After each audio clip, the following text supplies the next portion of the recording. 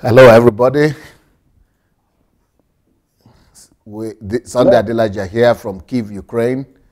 We are here with you for a special program, well-publicized special program with Nigerian presidential candidate, Dr. Kingsley Moghalu. But before I present him to you and I give him the word, I would like you people to go and share this message. Please go share the message, everybody, and go tag your friends. Let's write the name of as many Nigerians as we know, 5, 10, 20, 100, 200. Tag as many people as you can.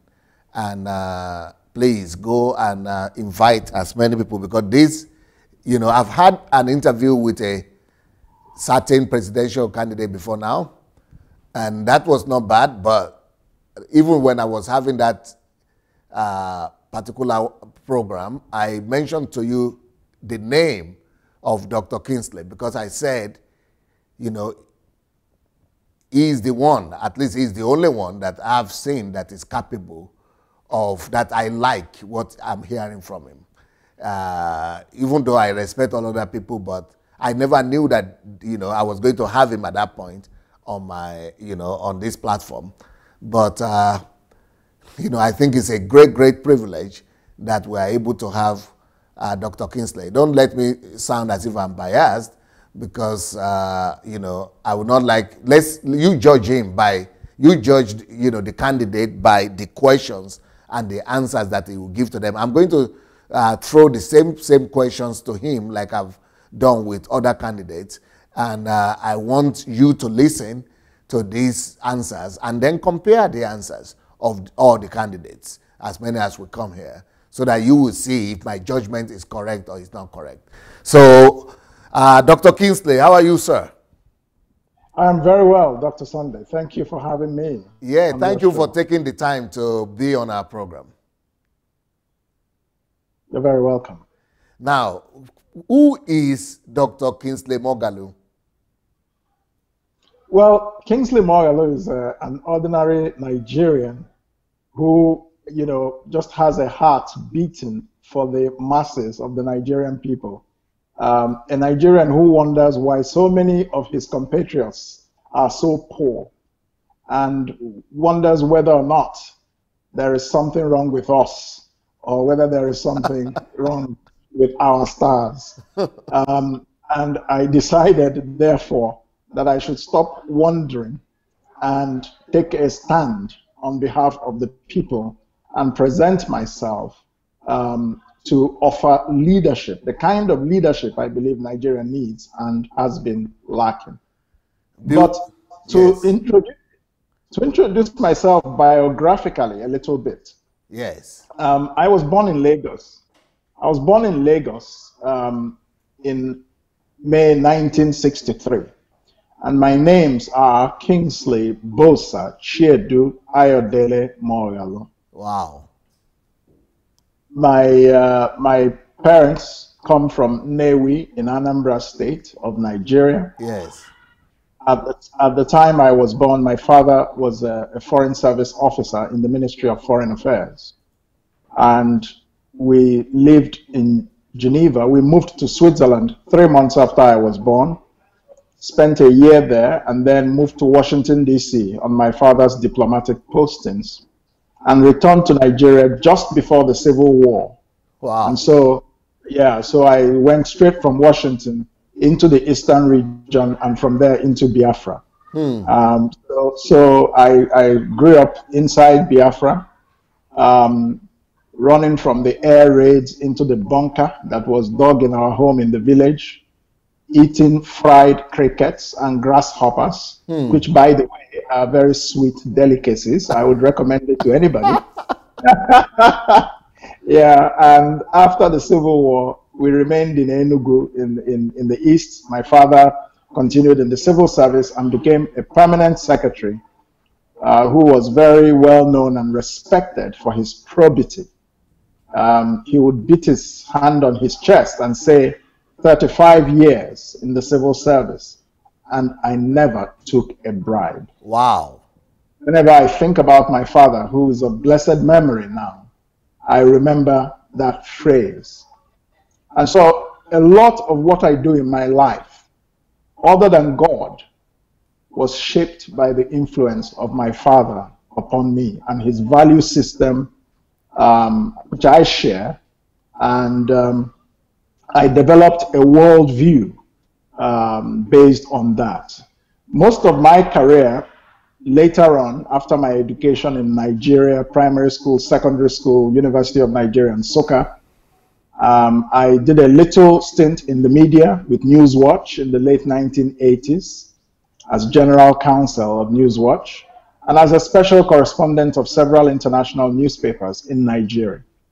Then I went to the United States in 1991, took a master's degree at the Fletcher School of Law and Diplomacy at Tufts University. And then in 1992, I joined the United Nations Service, the United Nations Secretariat, and I was recruited on my own merit by the Secretary General then, Boutros Ghali. I spent 17 years working for the United Nations. I went from entry level to the highest career rank of director. I served in Cambodia. I served in New York at the UN headquarters. I served in Croatia, in Eastern Europe. I served in Tanzania, and then I served in Switzerland, in Geneva, Switzerland. So I spent 17 years, and then I left and set up my own consultancy in Geneva, Switzerland. And that's what I was doing in 2009 when President Umaru Yar'Adua and Sanusi Lamido Sanusi, then governor of the Central Bank of Nigeria, asked me to come home to serve our country as deputy governor of the central bank. I was shocked because I did not know there was a vacancy for a deputy governor in the central bank. Sanusi was not my cousin. He was not my relative or my brother, and yet he said that he saw in me something which he felt Nigeria needed, and that he wanted me to come home, and that he would recommend me to President Yar'Adua, who is the person who appoints the governor and the deputy governor of the central bank. The president of Nigeria does. So he recommended me to Yar'Adua. Yar'Adua accepted that recommendation, and I was appointed deputy governor of the CBN in November 2009. And I did a term of office of 5 years. After that, and during that period, we did a lot of reforms in the Nigerian banking system. We stabilized the Nigerian banks after the global financial crisis, made sure that no Nigerian lost one kobo, made sure that no bank failed. Whereas all over the world, banks were collapsing, and $11 trillion was lost during the global financial crisis. But because of the work that Sanusi and I and other colleagues did in Nigeria, Nigeria was saved from this tragedy. After my time at the central bank, I was appointed professor of the practice of international business and public policy at the Fletcher School at Tufts University in Massachusetts. And I became a professor there over a period of 2.5 years before returning to Nigeria in November last year. And early this year, I presented myself to the people of Nigeria for election to the office of the President of Nigeria in 2019. I also hold a doctorate in international relations from the London School of Economics and Political Science.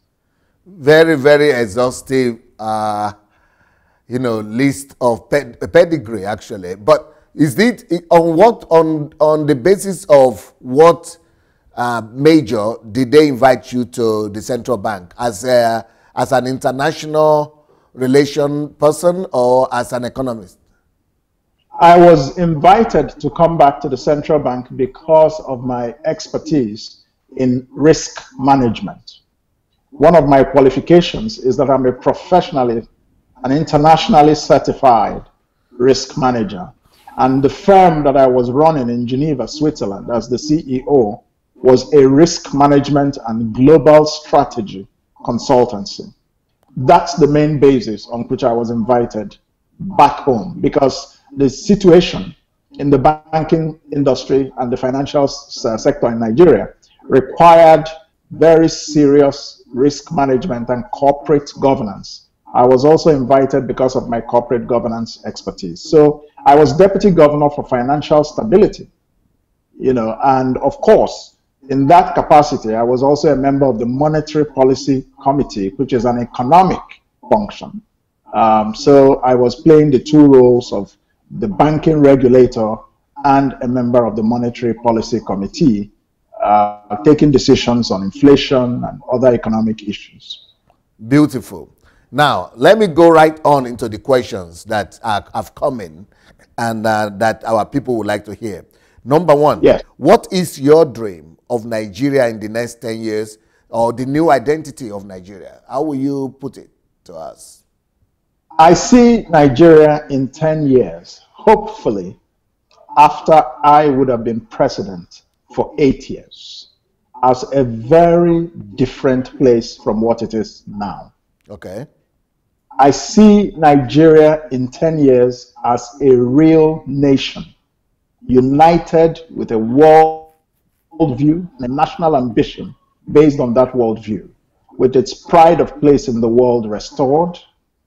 I see it with its economy transformed and firmly on the path to becoming like Dubai or Malaysia or Singapore. That is the vision I have for Nigeria. A country that is healed and has become a nation.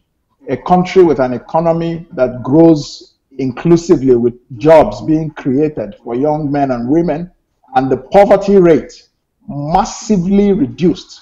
You know that Nigeria today is the poverty capital of the whole world. Yeah. We have the highest numbers of absolutely poor people in Nigeria. And we've just overtaken India in that situation. So this is the vision I have for Nigeria. A country firmly on the path to transformation and greatness. We wouldn't have finished the journey even in 10 years. Let us be very frank.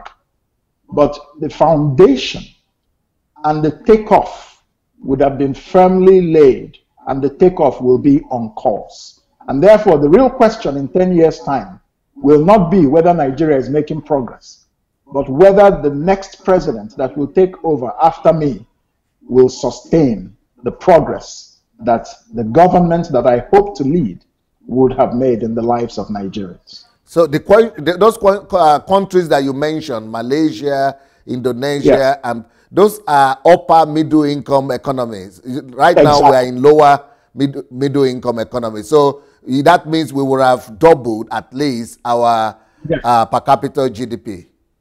Especially, yes, GDP per capita. Yes, you just hit the point. Because I am not a person, even though I'm a political economist, I don't spend a lot of my time discussing GDP growth. I spend more of my time looking at per capita GDP growth. What is the average income of the Nigerian? And we expect to have, if not tripled it in 10 years, at the very least to have doubled it. Very concrete, very concrete. Now, but what does it mean to you to be a president, the president of Nigeria? What is it that you can do as a president that you couldn't do now?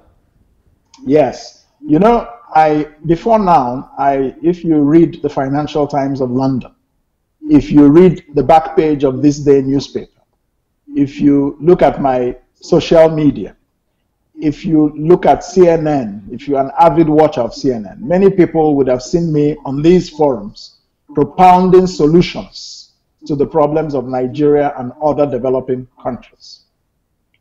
I discovered that I was speaking to the deaf, because the the recycled politicians in Nigeria will listen to you and say, hi, that man is very bright, but I beg, let's get on with business, you know? So they have no vision. So I decided, well, stop agonizing, organize, and lead a group, a movement that will help to bring this change in our country. So running for president of the office of the president of Nigeria, for me, I am seeking an opportunity to work with 200 million other Nigerians to build a Nigeria of our dreams. Why should we spend 100 years dreaming and nothing happens? The only thing that has to happen now is that the right person has to be at the helm to give birth to this vision. That's why I'm running for president. I don't have any ambition to be president of Nigeria. I have a vision for the Nigerian people and to be president. So I'm a man with a vision on a mission. That's really what this is all about. Nothing else, nothing more, nothing less. But with you saying that, you are putting Nigeria at a place where, right now, a lot of people will say, you have been ambitious about what Nigeria can do and be in the next few years. But let me tell you this, and I want to know if you agree with this or not. Do you agree really that as of now, and most Nigerians would disagree with this, but as an expert, you should be able to understand where I'm coming from. Most Nigerians believe that Nigeria is a rich country, whereas the facts and the figures and the reality on ground right now, when we are not talking potential, that Nigeria is actually a poor country right now. Not just because people are poor, but even with our productivity and the things that we produce and the income that we generate compared to those countries that we are able to catch up with. Do you agree that Nigeria is a poor country? And how do we change that? I agree Nigeria is a very poor country. And as I was explaining, the extreme poverty in Nigeria is one of the things that has moved me to get off my chair and stop being an armchair critic and enter the arena and present myself with my ideas, new ideas, and a new vision for our country. Nigeria is not just poor. Nigeria is extremely poor, number one. Number two, Nigeria is not just extremely poor. Nigeria has been impoverished by its so-called leaders, the recycled politicians that are trying today to get our people to give them a second term or to come back to continue their plutocracy. So the real leader Nigeria needs now is a leader that understands economics and how to create the wealth of nations for the Nigerian people. The path to poverty, the path out of poverty to prosperity for Nigeria goes through two things. Number one, as I explain in my vision book, it goes through education. The educational system must be fixed to empower Nigerians with the skills for productive self-employment. That is number one. The path to prosperity means dealing with the hydra-headed monster of unemployment. Millions of young Nigerians have no jobs, about 20 million of them. So people graduate out of school in Nigeria straight into a long line of millions of unemployed people. So the educational system of Nigeria has become a pipeline into unemployment. So this cycle must be broken. And I have some very specific ideas about what I would do as president to break this cycle of poverty. That's why I'm running for president. Yeah, I came across your book, and I thank your team that they sent the book to me. If you have not gotten this book, I don't know where, but I think Doctor will tell us where you can get it. It's called Build, Innovate, and Grow. I read it, very explicit. In fact, I was having a program here in my, here in Ukraine when I read the book. I came back, I only read 40 pages, and I came to that program, and I was so excited. And I was telling people, yes, I'm happy. And I said, what is it that's getting you so excited today? I said, I'm reading a book right now. And I told them that, I've never seen a Nigerian leader talk about worldviews. I've never seen a Nigerian leader talk about value system. I've never seen, and I'm so excited that, wow, at least somebody understands what it takes to change a country. Anyway, please look for that book. It's called Build, Innovate, and Grow. And Doctor, you mentioned in that book, and I think even the fact that you are stepping up, stepping out to run as the president of Nigeria, that is also another confirmation. But in that book, you repeat the same, is it, I would say stereotypic opinion of most Nigerians that Nigeria is good, everything is okay with us, we're good, Nigerians are good people, our land is good, just like Chinua Achebe, and you quoted him in that your book as well. And he said everything is okay, we're okay in our country, the land is okay, the people are okay, but the problem we have is the leadership. So do you really believe, because, sizing your mind and, seeing your thought process is, I'm going to find it difficult to believe that you will succumb to that the only problem we have in that country is leadership. I believe that is the most important problem we have in Nigeria, because leaders determine the progress of nations. Okay. If you look at Malaysia in the 1960s, for example, if you look at Singapore when they started out, if you look at Indonesia, these were all backwaters, yes, multiracial societies, just as we're a multi-ethnic country, with problems of ethnicity, with problems of poverty. Look at Rwanda just a few years ago, with even worse problems of ethnicity that led to a genocide. You see? And look at the difference between yesterday in Rwanda and today in Rwanda because of leadership. Yeah. So I believe very strongly that the leader determines the trajectory of the society, but that the people themselves have to play an important role in selecting good leaders. If you're not an active citizen, why should you expect good leadership?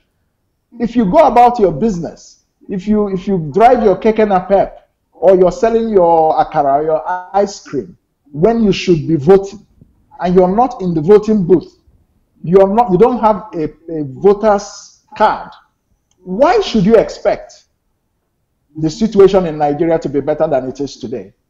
Leaders do not, in a democracy, elect themselves. They are elected. So there is a saying that every country gets the leadership it deserves. That's right. So the fact is that the Nigerian people have played a very important role in their own poverty.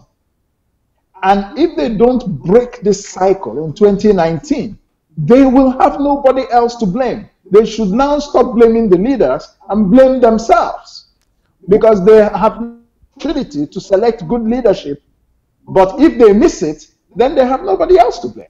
So, but the reason why I talk about leadership is because the actions of our past leaders and our present leaders have actually created a mess, a terrible mess. Look at what has happened in Nigeria in the last 3 years.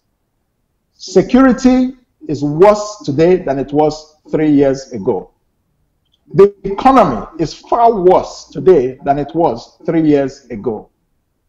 Corruption is just as bad, if not worse, than it was 3 years ago.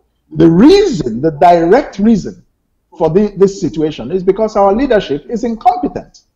So the leaders, if we had a competent leadership, actually in 2015, our citizens stepped up to the plate by removing a sitting president. So in that sense, our citizens have actually tried to change their government. But the problem was that we went from a frying pan into the fire. So, and that's because in 2015, we had very little choice. It was either PDP's Jonathan or APC's Buhari. In 2019, we will not have that problem. We will have the same APC, we will have the same PDP, including the alliance of recycled old politicians and the recycled APC, both the real one and the factional one. And then you will have candidates like my humble self. So the choice is there for us, and there will be many other candidates. So the choice is there for Nigerians this time around. It's not going to be either or. and we can do a much better job, because the leadership we elected in 2015 has disappointed us with their incompetence, their nepotism, and their clannishness. Beautiful. Now, but I would say that the biggest challenge of Nigeria is the value system of the Nigerian society itself. Because why is it that we are even thinking and doubting that somebody who is competent like yourself might not be elected just because some people who are going to be distributing rice and some cash, and then people are going to take those things and they are going to vote for the wrong person, even though they know that the other person might be more competent. And also, I have an issue with us, constantly waiting for a messianic solution. Yes. But if you look at Europe today, maybe you will be able to, because you are so well learned, but most people you will ever meet will never be able to tell you 10 presidents, name 10 leaders in Europe, because it's no more about the person who is the president anymore, because there are so many people who could be. They have built a system, they have built a value system that in such a way that in the country you can basically pick anybody. Because anybody they're having the right system, all of them. Anybody could lead the nation. And the structure, infrastructure the system is there. But in a country where everybody is having a warped value system, it doesn't matter who you pick. And with a warped, with a destructive or a damaged value system, even if we get a competent and a good leader, just like arguably will say with most Nigerians will say, one of our best leaders was Murtala Muhammad. But because the people were not changed and the value system of the majority of the people couldn't embrace the superior value system that he was proposing, they killed him.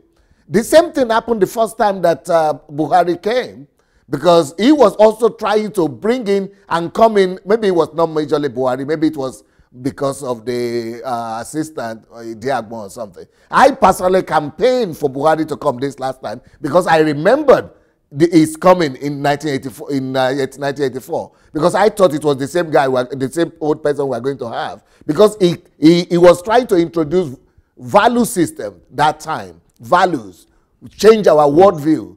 But right now, it's like he's forgotten what he tried to do. Anyway, but because he tried to do that, and the populace were not changed, the same Nigerians sponsored coup for him to be removed, even though it would have done something better for the country. What I'm saying is that, just like you have said, the country, any country, receives the leader it deserves. So I'm saying right now, what is even more urgent, because those leaders that we are seeing, they are not being imported from Burkina Faso or Guinea-Bissau or Fiji Island. They are among us. And if all of us are like that, because our leaders are a reflection of who we are as a people.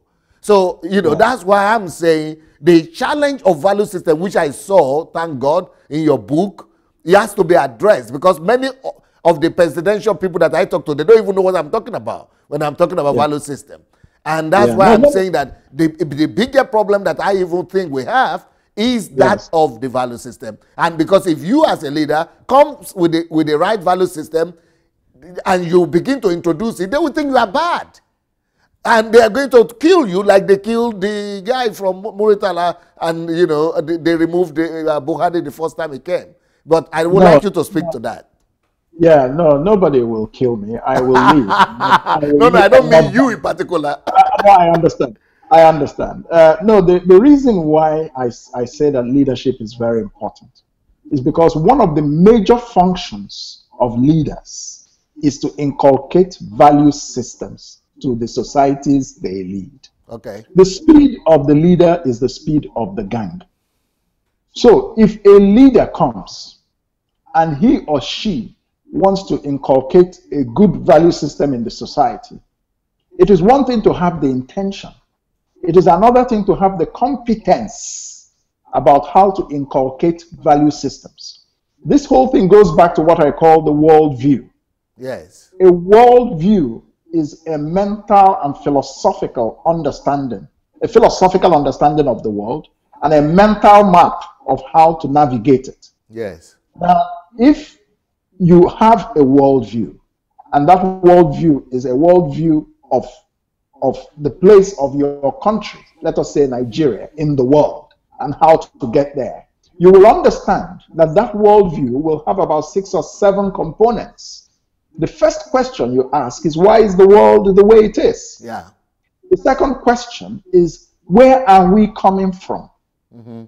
The third question is what we call rational futurology. Yeah. That is to say, what type of future do we want as a country or a society? The fourth is, what is the value system? Come back to the same point. What is the value system that will guide this society in its development into the future? Right. And then the next component is, what is the strategy? What is the plan of action to make Nigeria into Malaysia in the next 10, 15 years, to turn it into Indonesia or into Dubai or whatever, Brazil? Then you ask yourself, what is the system of knowledge with which we will educate our citizens? Yeah. There are knowledge systems, just as there are value systems. Yes. Western classical medicine is a knowledge system. Yes. Chinese acupuncture is a knowledge system. Yes. Very different knowledge system. Yes. African traditional medicine is a knowledge system. Yeah. All of them can achieve results through different routes. So a society must make a conscious choice about its knowledge system. And then the final and the seventh component of a worldview is, what are the building blocks of our worldview? What other practices in other societies would we want to emulate or not emulate? What is the distance? What is the transformation gap between Nigeria and Singapore? So if you answer these questions properly, the next thing is that in terms of the value system, you begin to inculcate it from primary school. When I become president of Nigeria, every child in Nigeria will study the subject of ethics. Children must be taught right and wrong. Right. In schools as a formal subject. Beautiful. In primary school and in secondary school. This will create a new generation of Nigerians with a different value system. You see? So some of the old brigade, some of them are too far gone for you to correct them. Yeah. But we now have to catch them young. And that is why we need a president who is looking into the future, who is looking into the 21st century and how to prepare Nigeria to be competitive in that 21st century. So education is very important in building a worldview and in building a value system for the society. The second thing that becomes very important is the personal conduct of the leader himself. Example. I told you that the speed of the leader is the speed of the gang. If you preach anti-corruption and everybody around you is from a particular ethnic stock in Nigeria, or 90% of them, you are not walking your talk. What you're saying is empty. Yeah. That is nepotism, that is clannishness. Yeah. So you cannot be teaching Nigerians about building a good society, because what you're telling them by your actions is that if I enter Aso Rock, Kingsley Moghalu, then it's okay to turn Aso Rock into Igbo Kwen. If you don't speak Igbo, you're not welcome. If I were to be such a president, I have failed. It doesn't matter how much I talk about anti-corruption, you are dividing the nation.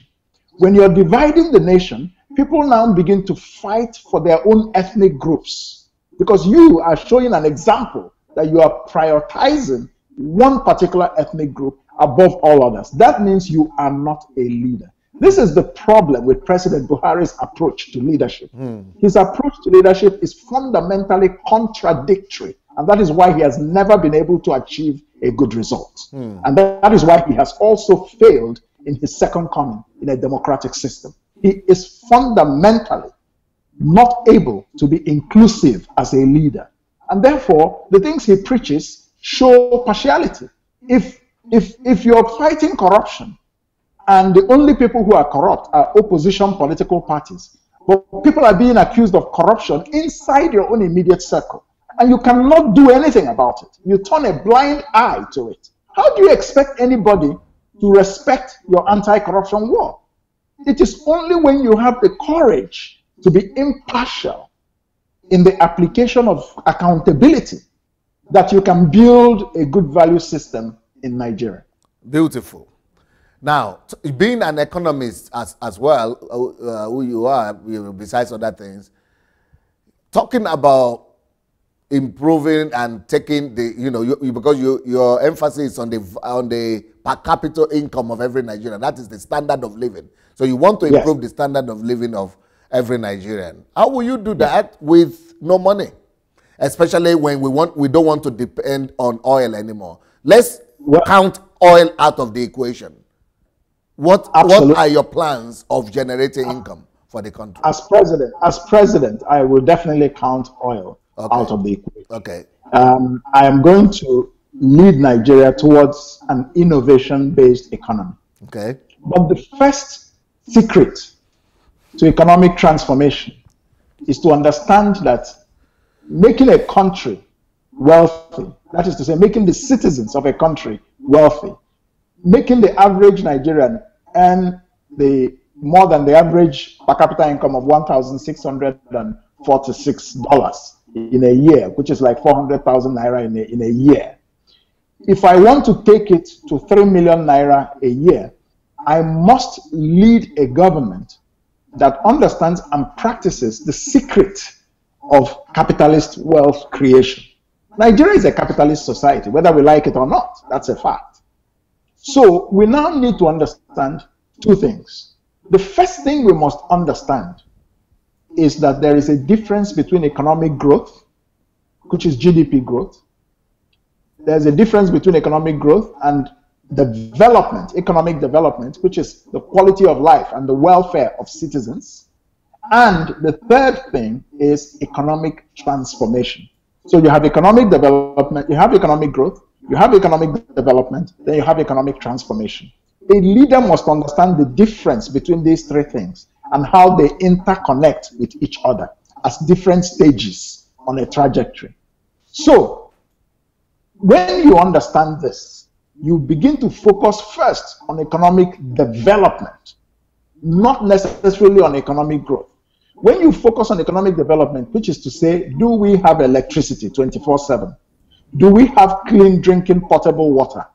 Do we have primary health care centers in each local government area that function very well? Do we have a few, if not many, but at least a few world-class hospitals where if the health condition becomes a little bit more advanced, we can take the citizen to that hospital? Do we have health insurance? Do we have access to education? These are the issues of economic development. And as president, that will be my number one priority. When you address those two things, when you address those things effectively, it will necessarily lead you into the next phase, which is economic growth. That growth will then become inclusive because you have an educated populace that has skills.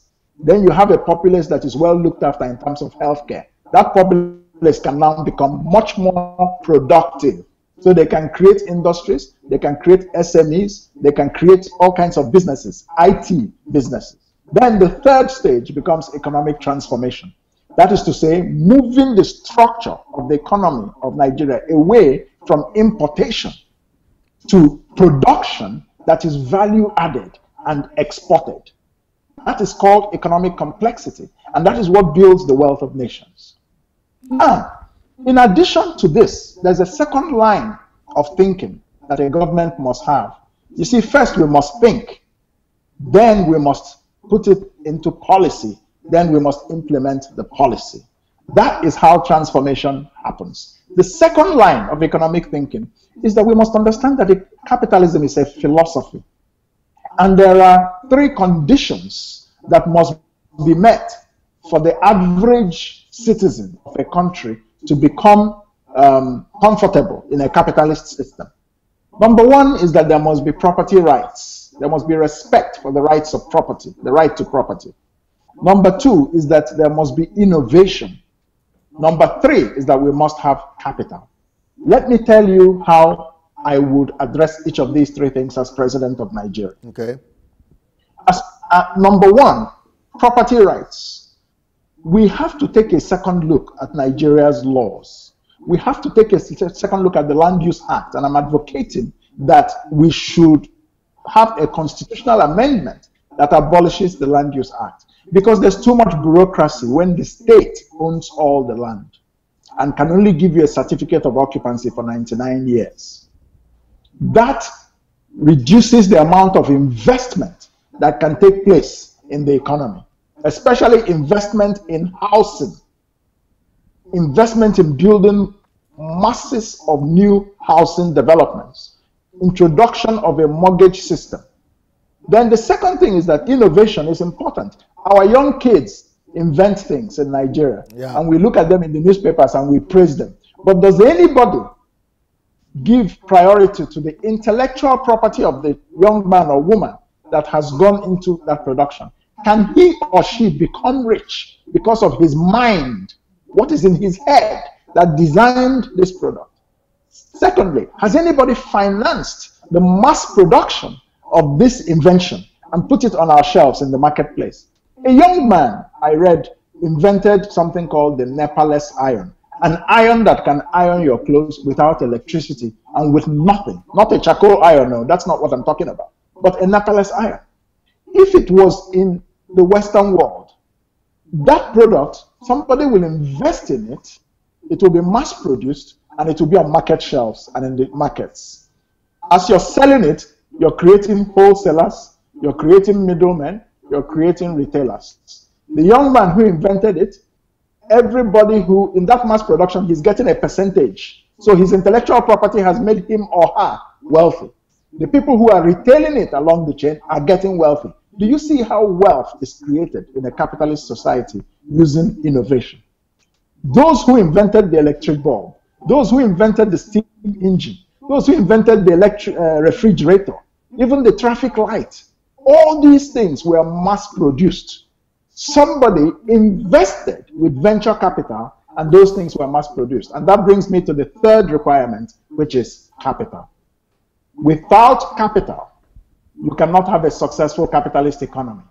Nigeria is running an economy that has no capital in it.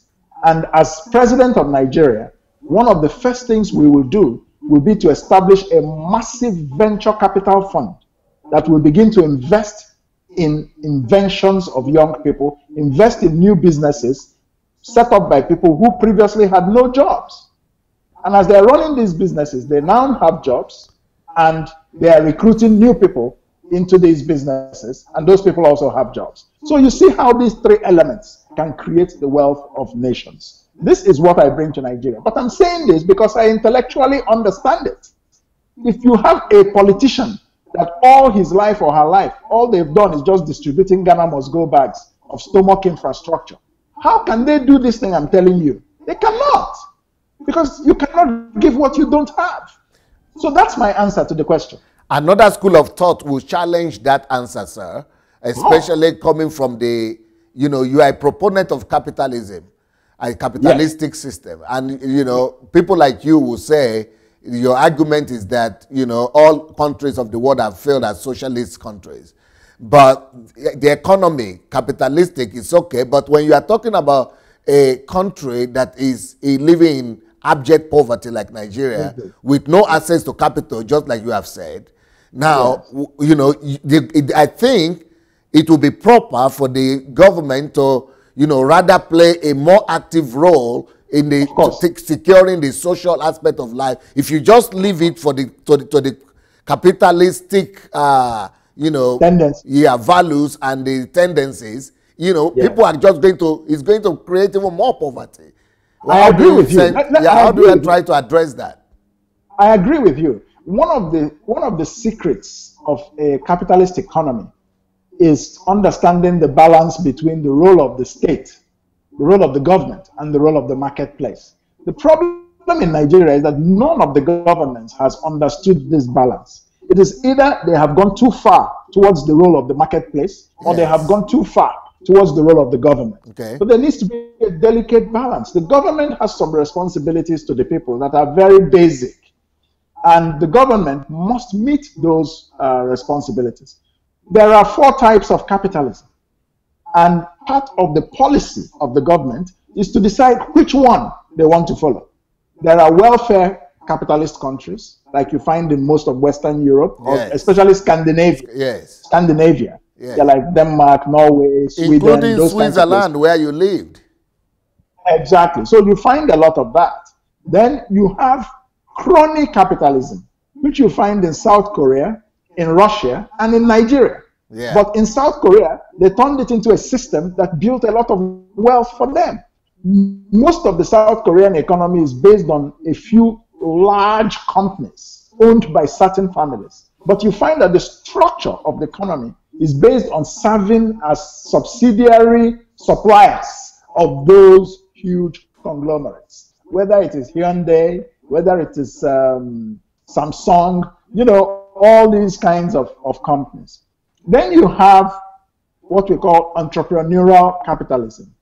Then you have the fourth type of capitalism, state capitalism. The only country in the world that is practicing state capitalism is China. Where the state itself is driving economic policy, but using capitalist incentives. But the thinking is coming from the state. So they are creating markets. That is very difficult to do if you don't have capable bureaucracies and a disciplined society like China. Now, I recommend for Nigeria entrepreneurial capitalism. That's where you see a lot of SMEs, small businesses. But to make that happen, the government itself must help. And that's why I recommend this. So you are talking about entrepreneurial capitalism like in the United States? Yes, where the middle class drives the economy? Yes. Now, but what you do in Nigeria's case is that through this venture capital fund that I'm proposing, 1 trillion naira venture capital fund, it will bring 500 billion naira as capital. The private sector will bring 500 billion. The venture capital fund will be managed by the private sector. But the government has invested in it and is part of creating the framework of how that fund will operate, including some social targets. There must be funding for women to have more access to capital, because we know that a lot of women don't have access to capital in Nigeria. There must be funding for people who are unemployed to start new businesses. So now you see the government is playing its role in creating the right environment. But the government itself cannot replace the function of the marketplace. That's my view. As good and as intellectually correct as that might sound, but you are coming to a situation, you are looking at a situation like Nigeria, even though our people are entrepreneurial and enterprising naturally, yes. But we are talking about a country that has been ravished and has been humiliated, that has been impoverished in every direction. Now, look at this situation. Where in Nigeria, if you are talking about entrepreneurial capitalism, at least in those countries where that is practiced, like in the United States, you have the basics for that. You have educated population and things. But when you talk about Nigeria, I mean, it's not going to be equal. There will not be equal grants for a lot of people. We are talking of a country where 50% of our population is even not literate. We cannot even read and write. Then out of the literate ones, the other 50% we say are literate. How many of them are truly literate? They only finish primary and secondary school, 30% of them. And only about 20% of that will be really educated people, or maybe even less. And then that is exactly what has created the aristocratic society that we have today. Are you not going to be multiplying that and continue in the same area, you know, in that sense? No, I will not. No, I will not. Let me tell you how. That's why I talked to you about the fundamental importance of educational reform. The first thing, and this is the government's responsibility, it's not the responsibility of the private sector. We need to return education in Nigeria to a situation where the private schools begin to suffer and go out of business, because the public schools are just as good as the private schools. And the average Nigerian citizen can send himself to a public secondary school the way it used to be. When I was in Government College Umuahia, it was one of the elite public schools.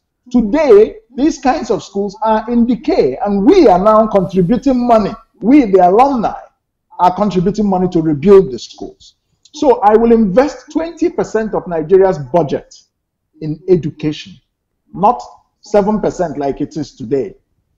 I will put 15% of Nigeria's budget to health care, not 3% as it is today. So the social infrastructure must be built up, and it is the responsibility of the government to build it. Now, I believe. Okay, go ahead. I believe that this will now equip, when you invest in education reform, by investing in teacher training, certified teacher retraining across all secondary schools and primary schools, when you invest in changing the curriculum, Nigeria's secondary schools and universities to become more practical, not theoretical. People should learn vocational skills, welding, all kinds of things, and move more towards technology, more towards entrepreneurship. Everybody that is graduating from a Nigerian university must have the ability and the knowledge to set up his or her own business, entrepreneurship, no matter what you study. Even if you study medicine and you want to set up your own hospital, you need business skills to be able to run an effective, efficient, profitable hospital. Beautiful.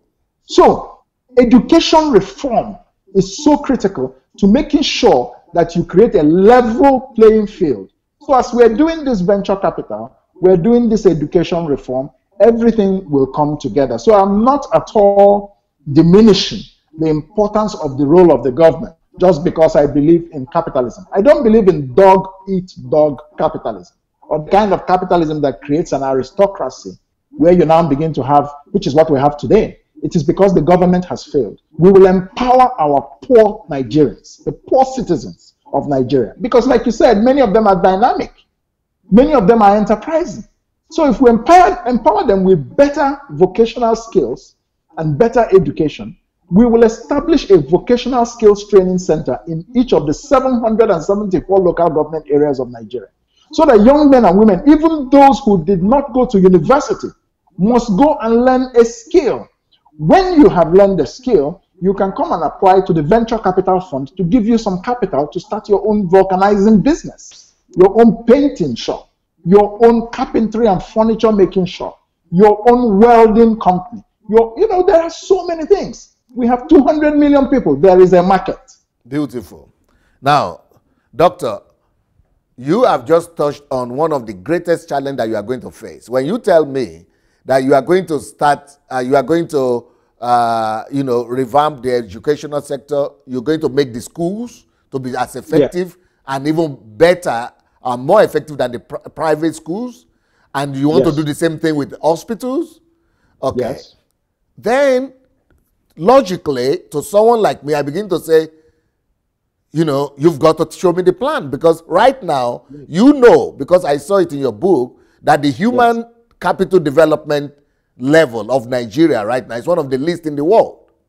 Yes. And all the even little, that 20% that I said was educated, they have all flee. Most of them are doctors or nurses in the United States or in Europe or in England, and the people that you don't have the manpower. So where will you take the manpower, the human capital, to be able to do all these things you're talking about? Thank you very much. Before I talk about that, I want to talk about how we will generate the money to do all these things we are talking about. Nigeria does not have an effective taxation system today. The ratio of our tax to GDP is 6%, the lowest in Africa, one of the lowest in the world. Well, I heard that it's the lowest in the world. Yes, actually, it is. So if we're able to take our tax to GDP ratio to 20% or 25%, how do we do this? We will not increase taxes. But the first thing we're going to do is that we will enter a social contract with Nigerians. Okay. Nigerians don't pay tax because they don't trust the government, because they believe the government is corrupt. The government will not give us what they're supposed to give us. So why should I give them my hard-earned money? If I'm a young, uneducated man frying akara on the streets and I don't have a salaried job with a bank account, you cannot assess what I make, so you cannot tax me. So they get away from taxation. The only people who are taxed are people like you and I who have jobs that can be traced. So how do we change this? The first thing is to create a social contract. You restore that trust that is broken. You say to the citizens of Nigeria as president, here is our responsibility to you. If you pay your taxes, we will meet this minimum responsibility. This is a political social contract. So we now expand the tax base, not by increasing taxes, but by bringing in more people to pay tax. 65% of Nigeria's GDP comes from the informal sector. Yeah. Those people selling recharge card on Awolowo Road in Ikoyi, or on the on the street in Ikeja or wherever. Those people, they pay no taxes. Yeah. But do you know how we can get them to pay some tax?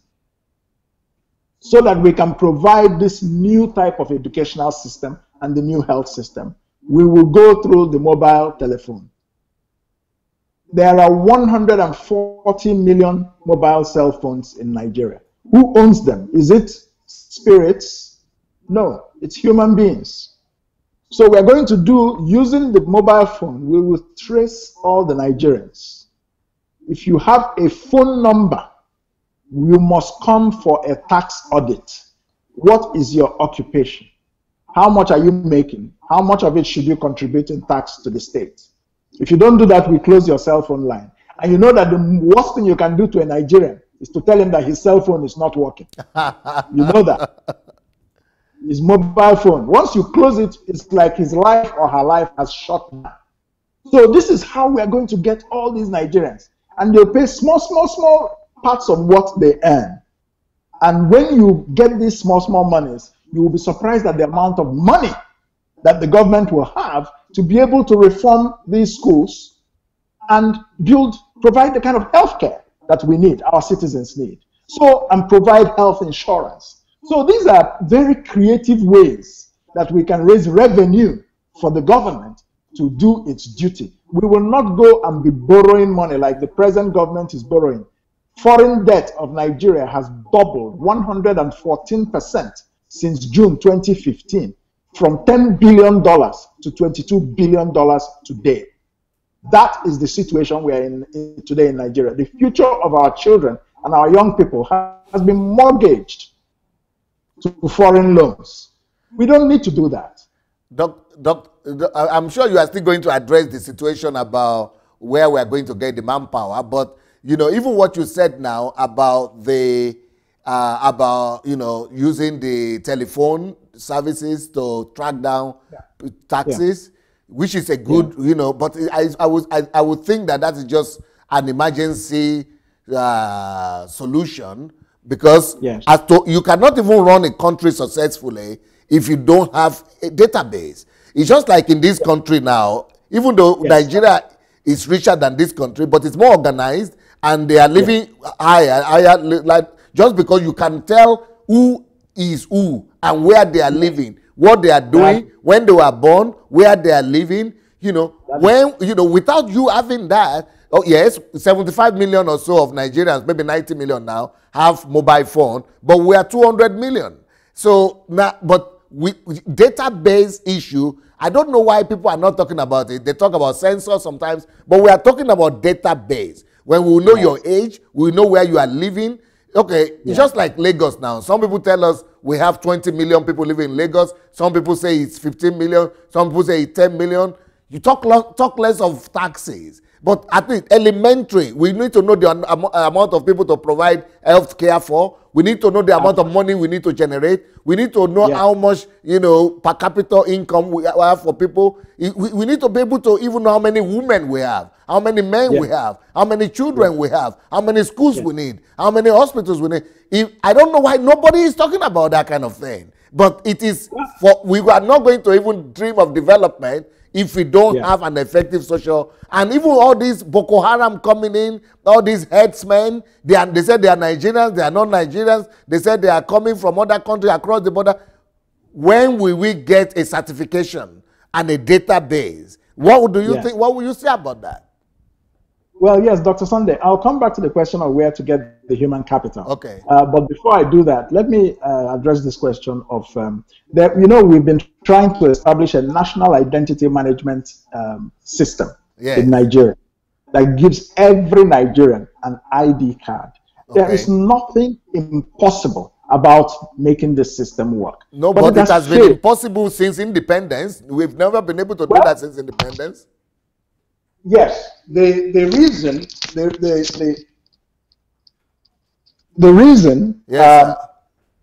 yes, the reason we have not been able to do it is because of what I have said. Just keep on talking, sir. Keep on talking. Okay. The reason we've not been able to do it is because of what I have said, that we have had as leaders persons who are dividing the country. They have not created a national ambition. When you create a national ambition and explain to Nigerians that the only way we can achieve this national ambition is to unite ourselves around it, not around the fact of whether we are Yoruba or Hausa or Igbo. That's the first step. The second step is that you make them know that the achievement of a national ambition requires correct statistics. So everybody should see his own or her own enlightened self-interest in coming forward to become part of a national identity system. Then third, you need to manage the national identity system in such a way that it does not become an avenue for corruption. So these three things have to happen before you can have a national identity system. People have to believe in this, in the country that they're registering their identity in. In Nigeria today, many people do not believe in the concept of Nigeria. And that's because our leadership has failed. So first of all is to create that sense of nationhood. Create a sense of shared and common purpose and destiny. Create a national ambition that we can all work towards. And then you will see that the matter of the national identity and gathering the statistics becomes possible. We are putting the cart before the horse. When you say you're doing a national identity system, in a country in which there are many people who will tell you, well, you know, am I really a Nigerian? What does Nigeria mean to me? The government has failed me. The government is not patriotic itself. The government is corrupt. The government is tribalistic. So why should I waste my time with them? I just want to make my own little Gary every day. So leadership, again, the function of leadership is to establish this sense of national identity based on the political identity of citizenship, not based on ethnic nationalities. So that's my view. Now, to the question of the human capital. Human capital, yes. I have a plan. Yes, I have a plan. Apart from, you see, I want to be very clear. I am not making promises like typical politicians. Okay. I am talking about a plan that I will execute when I get to office. The plan is already made. And before I go into that question, let me tell you how I will ensure that the plan will be executed. One of the first things I will do in the presidency as president is to set up 4 offices inside the presidency. Okay. Number one, the national office or the office of national strategy. Beautiful. That office will set up, will develop the strategy that we will use to take Nigeria to where I think it should be in another 10 years. Okay. The next office will be the National Office of Risk Management. How do we manage the risks that can prevent government success? Okay. The third office is the Office of Performance Management. That office will be monitoring every part of my government to ensure that we are meeting the benchmarks every 6 months, every 1 year. We must assess ourselves as to whether the strategy is being implemented, whether it is effective, if not, what we do we need to correct, and so on. Are we on target to achieve a plan? The fourth office is the Office of Human Capital Development, which now comes to the question. These 4 offices will be in the presidency. They will be reporting directly to my chief of staff. My chief of staff. So that way, I as president am keeping direct tracking of the performance of the government. Every minister, every ministry, every big parastatal like the NNPC, the central bank, all those things, or every big institution, because some institutions are not parastatals. The central bank is not a parastatal. It's a statutory corporation. So I will make sure that all these parts of the government are delivering on the targets that have been set for them. We can set an inflation target for the central bank and say, we want inflation brought down to this target. It's up to you as an independent central bank to tell us, the political leaders, how you will achieve it. We will not interfere in how you achieve it. But we want inflation in Nigeria brought down into single digits by so and so time. It's up to you. Go and get on with the job. I will not interfere with how you do it. So, you see, this office, these 4 cluster of offices will be critical to the success of my presidency. And this is something no politician will ever tell you, because no politician in Nigeria can even think of what I'm telling you. That is not the reason they're looking for office. They're looking for office for power for the sake of power. Every 4 years, they decide to go into this alliance or that alliance. They will capture power like the APC did in 2015, and 4 years later, failure. What about if this alliance, if one of these alliances approach you because they presume that you are a selling or you are sellable candidate, and they propose you to head their ticket? Well, you see, you must be very careful about alliances, just as you should be very careful about the woman you marry. Yes. If you marry a woman just because she's pretty on the outside and dresses very well, what you bring into your home, only you go deal with the matter. So so the same thing in politics. If you go into bed with all kinds of strange bedfellows who just want power for the sake of power, and they're luring you in, when you come in, they may rubbish you. And you may find out that that vision you have, you may not be able to execute it, because you have gotten yourself into bed with people who have a different set of values. That is why I am very careful and cautious about the issue of alliances. Alliances of, people of the same persuasion, the progressive forces, the young, youth-oriented, visionary people who are all indicating interest in the presidency. I would be happy to be part of that sort of alliance. Do you understand? Yeah. I would love an alliance of myself and Fela Durotoye and Omoyele Sowore and Ahmed Buhari and Ahmed Garba. I would love that sort of alliance. I would have no problem being a part of it. But to tell me to come and enter an alliance with the PDP or the APC, I'm sorry. Well, a snake cannot give birth to a short thing. Well, what will you say then to people who will say you are just being gullible and naive, in the sense that in Nigeria, there is no way any one of the young candidates like yourself can win an election in Nigeria without, because you don't have the structures on the ground. And these people you are calling strange bedmates, they are the ones that have the structures and the political infrastructures on the ground. Personally, why I will not think of going politics or going into politics in Nigeria, and that's why I talk about being naive, because you are thinking that your people are better than who they are. And, to put everything on the table, move back to Nigeria to contest the presidency when you know the way things work in your country, or you just have this unbelievable faith that, people are going to change overnight, because the people who control the people are the money bags that you are calling strange bedmates. Well, Dr. Sunday, let me tell you, I think you're just provoking me, because you're a pastor, and you know that there are possibilities beyond what is obvious to our human eyes. Okay. I am personally a Christian, and I believe that. Now, we have seen it practically in the life of many nations, that what people thought impossible became possible. Nelson Mandela said, it's always impossible until it happens. Something that has never happened before is about to happen in Nigeria in 2019. And I'm the one now preaching to you. Yes, I want you to preach to me. I want you to preach to me, because I don't see that happening. Well, I will tell you, Pastor Sunday Adelaja, have faith. We are working hard to create a political revolution in Nigeria at the ballot box. We have our structures. Don't believe these yarns that the recycled old politicians are spinning.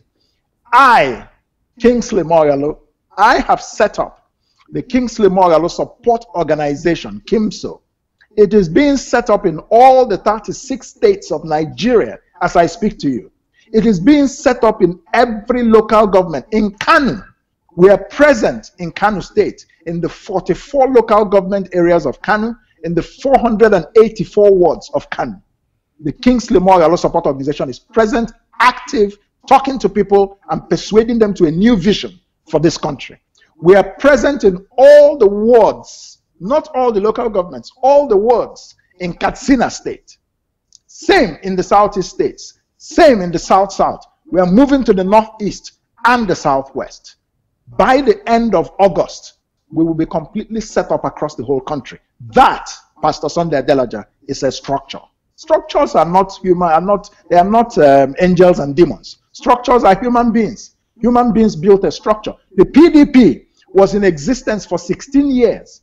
APC was created in under 1 year and took them out in 2015. So let nobody tell me about structure when they tell you about structure so that I can become intimidated. I am not intimidated. I am building my own structure. We have a team of Kingsley Moghalu volunteers in the 36 states of the Federation of Nigeria, going down into every local government, every ward, and down to cells. That is a structure. We will match these recycled old politicians, structure for structure, local government area for local government area, word for word. So let me disabuse your mind, sir. We have the structures. We are building. Do you also have the money too? Structures. How much money did Obama have to become president of the United States? How much money did Trump spend to become president? Jeb Bush spent over $100 million to get the Republican primary. Trump spent maybe $2 million. He got it. How much money did Emmanuel Macron have to become president of France? They will tell you, oh, that is abroad. It is different in Nigeria. It is not true. The problem is that the masses of Nigeria have never had people or young people who stood up to show them the way, because they are now very tired of the old system and they just need some guidance, they need help, they need support, people being educated to go and get the PVC, people being told that their power is in their voters card and that they have the power to choose who their leaders will be. It should not be the leaders choosing themselves based on distributing stomach infrastructure to them. So on the matter of structure, let me disabuse your mind. We have the structure. On the matter of the money, we will raise the money just the same way from the people of Nigeria.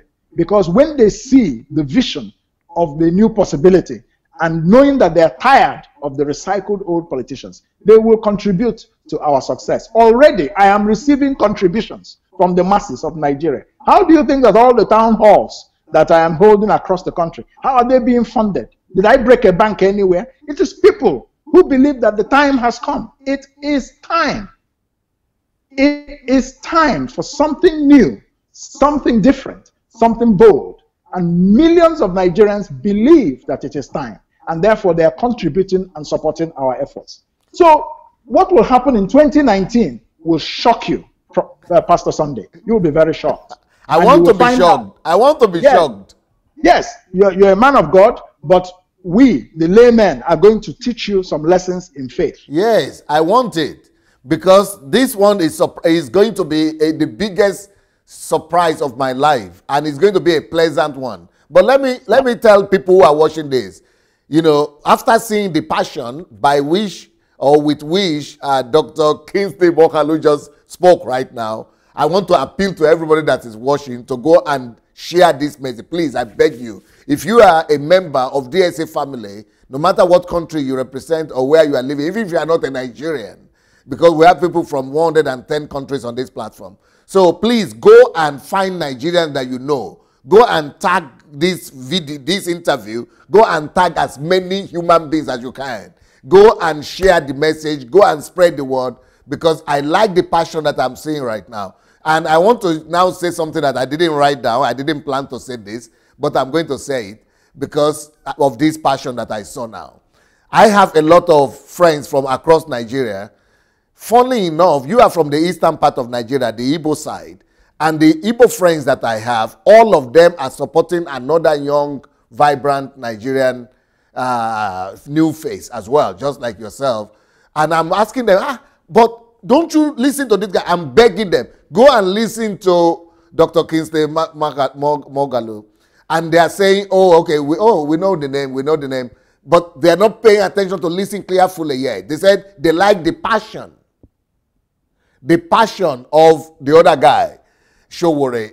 And I'm saying, but the passion, go and listen to what the two of them are saying. They say, yeah, he might have the good idea, he might be brilliant, and almost everybody is agreeing with me, yes, he's good. He's the most brilliant of them all, but he doesn't have the energy, he doesn't have the push, he doesn't have the passion. And, and that is what I like about the last 10 minutes we just had with you, because I'm seeing the passion. I also didn't say the passion. And also, I agreed with them that, okay, without the passion, he's not going to win. But they said they like the passion of the other candidate because, he's loud, he's everywhere. In fact, I have one Igbo woman in my house right now, sitting in this studio, that also I'm trying to convince to go and also, be your disciple. But what do you say about that? People who say you don't have the drive, the energy, you are too good. They say you are too good for Nigeria. Someone like that cannot make it. You cannot win in Nigeria. So I need your faith. We need your faith also to convince those other people. Come on and preach, preach to us, to those category of people. Pastor Sunday, let me explain something very clearly. Nobody is more passionate about Nigeria than I am. Nobody is more passionate about the possibilities of a new Nigeria than I am. The difference that I bring to the table is that I combine my passion with experience. I have done it. I know how to do it. I have the gravitas. I have the pedigree. I have the connections. I have the intellect. And I have no apologies to offer to anybody for what God has endowed me with. Now, concerning passion and drive, I have done more town halls than anybody running for president in Nigeria today. That's a fact. It can be checked out. I have visited at least 15 of the 36 states of Nigeria, and I'm still going. I'm going to cover the whole of 36 states. What other evidence of drive and passion do you need? I am doing it. So, I respect all my other compatriots who are interested and have the same, interest. But I'm saying to them, let us all come together and let us all decide who has the best chance of winning. You cannot govern a complex country like Nigeria. You cannot build a united Nigeria. You cannot restore the Nigerian economy on the basis of passion alone. I'm sorry. Gary doesn't come into your pocket because I have passion. Gary comes into your pocket and you make money because I have economic ideas and the experience to structure the economy to work for you and for me. Nigeria doesn't get to become prestigious and respected around the world on the basis of passion. You must understand international relations and diplomacy. I do. There is no candidate standing today in Nigeria who has the experience of nation building that I have across 17 years in the UN. I've built nations in Asia, Cambodia. I've built nations in Europe, Croatia. I've built nations in Africa, Rwanda. I can do the same for our country. There is nobody who combines that with the experience of economic management that I have as Deputy Governor of the Central Bank of Nigeria with a track record of performance. There is nobody who combines that with experience in international relations and diplomacy. Governance is not child's play.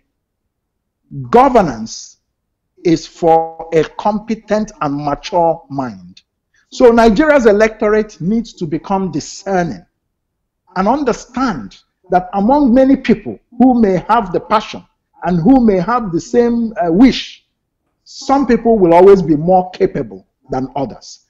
Some people have a track record that is far more attuned to being president of Nigeria than others. These are realities. Some people have a personality that is more presidential than others. I'm sorry. But these are realities of life. You know, so governance is not child's play. And, you know, sometimes people get carried away by emotions, but I would urge them to be more rational. So passion, I have it far more than anybody else, but I have passion and I have some maturity. I have passion and I have some experience. I have passion and I have some pedigree. I have passion and I have some track record. That is what makes a good president. Beautiful. Well said. Now, we have only 5 minutes to go, and I have 2 questions. So I'll just throw the 2 of them at your feet immediately. The one question is the question of corruption, and the second question is the question of terrorism and the killings that are going on right now in Nigeria. How do you plan to combat both corruption and these assassinations and, you know, some people are saying genocide that is going on in Nigeria? Yeah, no, first of all, corruption. You know, if I didn't believe strongly that we need to fight corruption in Nigeria, I wouldn't be running for president. Okay. But you see, you don't fight corruption just by making noise about fighting corruption. You fight corruption with a system of governance that creates transparency and creates accountability for any acts of corruption. I have zero tolerance for corruption. When I become the president of Nigeria, you will see how I will deal with corruption. Impartiality of accountability. I will start from inside my own government to deal with corruption. That's number 1. Number 2, I will lead by example. Number 3, I will set up systems of transparency using IT in government procurement processes. That is what will bring corruption down in Nigeria. It is not making noise about corruption. It is actually doing it. That's the difference you will see in my presidency. On the matter of national security, there are 3 or 4 things I will do. The first thing is that I have the political will to handle Nigeria's national security, which is lacking in the present government. We must organize our national security architecture on the basis of competence, not on the basis of clannishness or ethnicity. If you look at the national security architecture of Nigeria today, you will see that it is skewed in a particular direction. 90% or more of Nigeria's national security chiefs come from one part of the country. That is the first signal that the president today is sending that he is not serious about national security.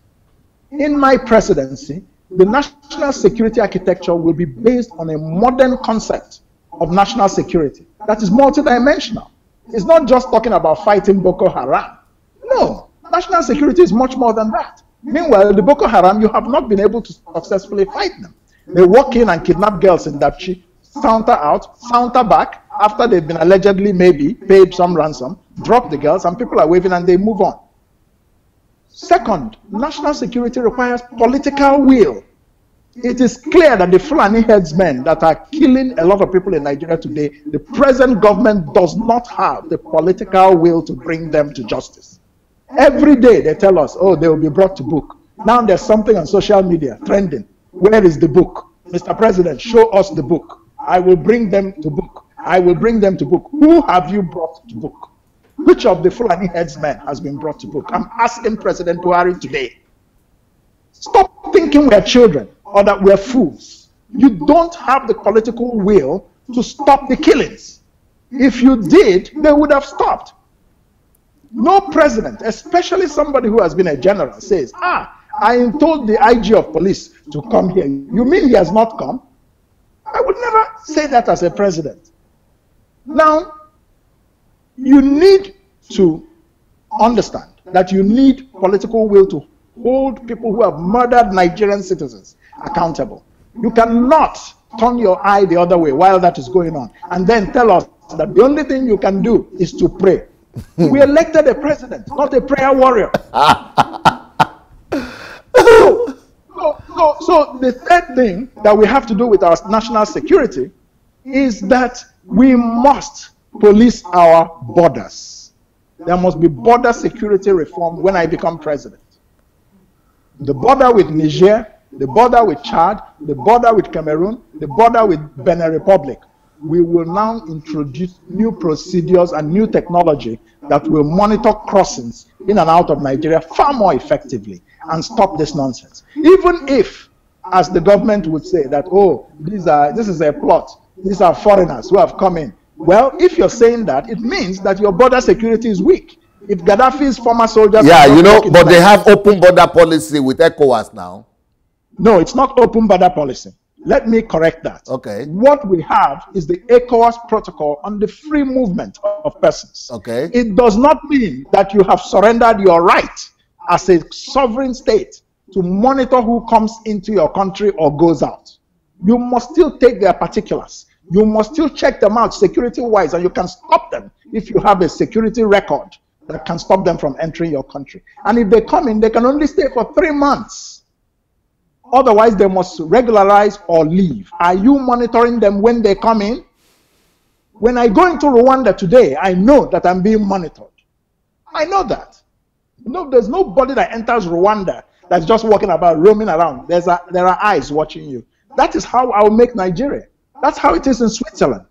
We must secure our borders. So these are the approaches. Then the final thing with security, which is my big issue, is that I, as president of Nigeria, will establish, train, equip a new police force of 1.5 million men and women. Remember what I said. We will recreate the police force. Right now, we have 300 or so thousand policemen and women, and we're 200 million people in a country that is so challenged with security issues. So, in addition to creating state police, which there's a bill already going on now, and that's very good. I applaud that effort. You know, but you see, we will address in the question of restructuring Nigeria, which is another big issue for me, that in my first term of office, we will deliver a constitutionally restructured Federal Republic of Nigeria that becomes a true federation, not the mockery of federalism that we have today, where everything is centered in Abuja, including security, and people are roaming around killing Nigerians in various parts of the country and nothing happens. Life has become very cheap in Nigeria. Life has become in Nigeria today what Thomas Hobbes described as the state of nature: brutish, nasty, and short. It shouldn't be so. Our lives matter. We are not children of lesser gods, and we should stop worshiping the gods of small things.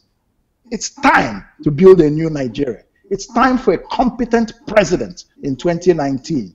And I believe that what I offer Nigerians will deliver the goods to our people. No question in my mind about it.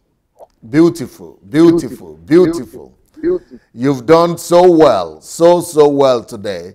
And I want to, again, challenge everybody that is watching us today to go and share this message. Please go and share into people's timelines, share into their inboxes, and just send them messages, tag them, and let them know that something is happening here.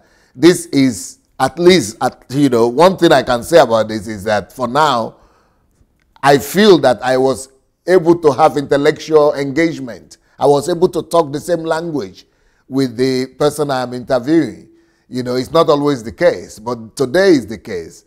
And the person I'm talking to understands everything I'm talking about and where I'm coming from, and is able to address all of them. So to have a Nigerian president to become like this, to have this person become Nigerian president would be a dream come true. But for that to happen, I think everybody that's watching us today, we have to go to work. And since we have predominantly Nigerian diasporans watching us, please go get in touch with your relatives and family members. And I hope, let me ask Dr. Kingsley right now, if the need will be, if people would demand that we call you back again, maybe before the election, I hope you will be open for that. Yes, Dr. Sunday, certainly I will be available to speak on your show again. Let me just say two things. One thing I want to also say is that the support that I have to become the next president of Nigeria cuts across the whole country. If you go into your village in the southwest of Nigeria, yes, you will find a lot of people who will tell you that Kingsley Moghalu should be Nigeria's next president. Okay. If you go to Kano or Katsina or anywhere in the north, you will see the same thing. If you go to Benue, you will see it. If you come to the southeast, you will see it. So I have a very broad base. of support across the country. The second thing I want to say is that all people watching us should go to our website. Okay. www.tobuildanation.com. They should go to that website to follow our campaign. www.tobuildanation.com. To build a nation is one word. So that's where you'll find a lot of updates. They can also follow me on Facebook, Kingsley Moghalu Global, that's Facebook, or Twitter @Moghalu Kingsley. Then there is a second website. If you also want to donate to our movement, you can either donate on tobuildanation.com, or you can donate through this website, www.kingsley.moghalu.global. kingsley.moghalu.global. So these are platforms for people to support the movement so that we can continue to spread the vision across Nigeria, pay for our logistics as we travel around a very big country, you know, to sensitize Nigerians about what is coming in 2019 and the role that they themselves need to play. It is possible. Now, it is time. You are making me a believer, and not just a believer. I think you are recruiting me to be a prayer warrior for your movement now. Well, thank you. Thank you. And I want to say thank you so much, Dr. Kingsley Moghalu, for coming on this program. And if the people will demand for it, we will call you back to come and discuss some more things. And for everybody watching, please take a step. I've taken a step to discover this gentleman that you people say is too cool and too quiet, but really, you're using the fire today. I've seen the intellectual progress. I've read the book. I'm reading the second book from him now. I know that he's ready, but, you know, I was also doubting about his passion, but I could see it now that the energy is there, the drive, the passion. So everybody, please go share the message, and I will be back in the next 25 minutes to teach on my message for this week, which is how to know God and how to be a friend of God. Thank you so much, Dr. Kingsley Moghalu, and I hope we'll meet again. Thank you. Thank you very much. God bless you. Bye. Thank you. Thank you. Bye. Thank you. Yeah.